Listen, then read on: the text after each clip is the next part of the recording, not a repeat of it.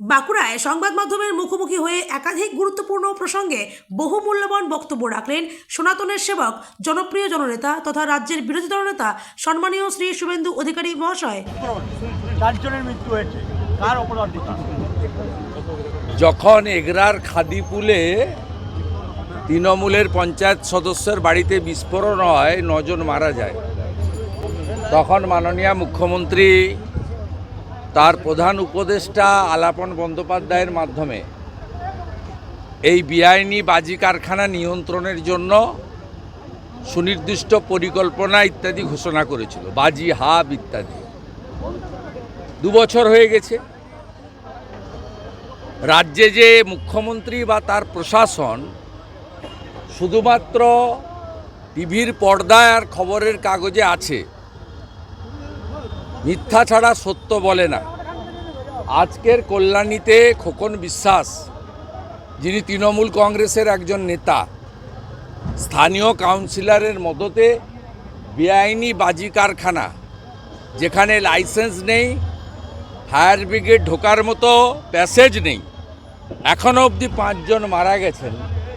এর দায়ভার রাজ্যের পুলিশ মন্ত্রী, মুখ্যমন্ত্রীকেই নিতে হবে এবং আলাপন বন্দ্যোপাধ্যায়ের উচিত প্রেসের সামনে এসে তার যে গাল গল্প সুন্দর বাংলাতে রসিয়ে রসিয়ে বাজি হাব, বাজির রোডম্যাপ, বাজির এসওপি, এগুলোর কি হালত একটু জবাবদিহি জনগণের কাছে করা দরকার।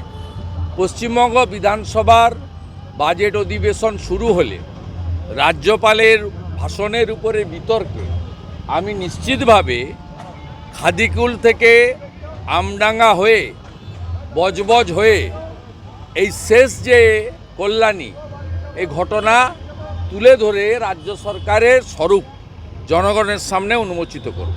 অশান্ত বাংলাদেশ, এই ইস্যুতেই বিদেশ মন্ত্রণালয়ের তরফে জানা হয়েছে যে হাসিনার দেওয়া যে অডিও বার্তা, সেগুলো অবলম্বনে বন্ধ করুন ভারত সরকার। এর থেকেই উত্তেজনা ছড়াচ্ছে। কেন বন্ধ করবে?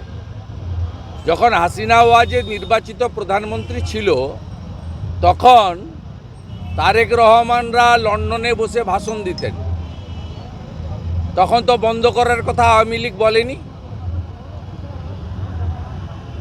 এই মৌলবাদী শক্তিরা পাকিস্তানের দোসর।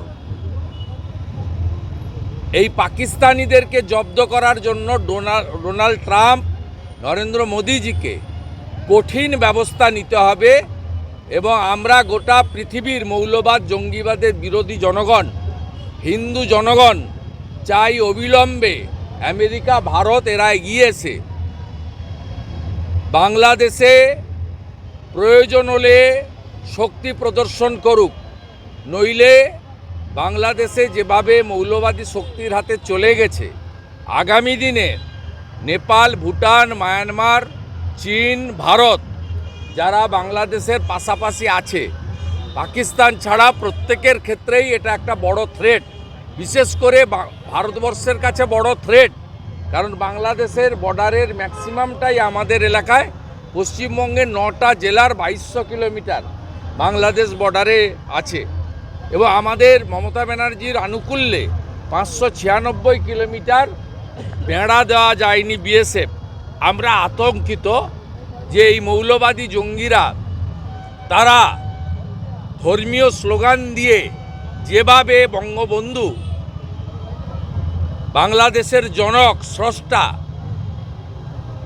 জাতির বাংলাদেশের রাষ্ট্রপিতা মুজিবুর রহমানের বাড়িকে নৃশংসভাবে ধ্বংসস্তূপে পরিণত করেছে, আমরা পশ্চিমবঙ্গের ভারতীয়রা আতঙ্কিত যে খোলা বেড়া দিয়ে এরা ঢুকে আমাদের এখানেও যে কোনো সময় এরা বিস্ফোরণ ঘটিয়ে আমাদের ঐতিহ্যকেও এরা ধ্বংসস্তূপে পরিণত করতে পারে। মহিলাদের কুপ্রস্তাব দেওয়ায় পুলিশ কর্মী, আপনারা বাঁকুড়ার প্রশ্ন করেন না কেন? এই বাঁকুড়া শহরে 1 নম্বর খতিয়ানে খাস জমি যখন ওয়াকফ অ্যামেন্ডমেন্ট বিল জেপিসিতে এবং লোকসভায় বিচারাধীন, সেই সময় এখানকার জেলা শাসকের নির্দেশে এডিএম এলআর ওয়াকফ প্রপার্টি বলে 30/1/2025 মতোয়ালির নামে এখানে রেকর্ড করিয়ে দিয়েছেন। রেকর্ডের কপি বিরোধী দলনেতার কাছে আছে।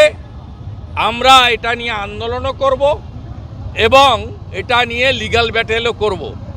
যখন ওয়াকফ অ্যামেন্ডমেন্ট বিলে যত পুরনো ওয়াকফ প্রপার্টি আছে তার বাইরে নতুন কোনো প্রপার্টিকে ওয়াকফ প্রপার্টি করা যাবে না, এই রকম একটা সময় এখানকার জেলা শাসক কার নির্দেশে কোন তোষণের রাজনীতিতে 1 নম্বর খতিয়ানের খাস জায়গা মাচানতলা এলাকায় আজকে ওয়াকফ প্রপার্টি হিসেবে রেকর্ড করান 30 জানুয়ারি কার নির্দেশে?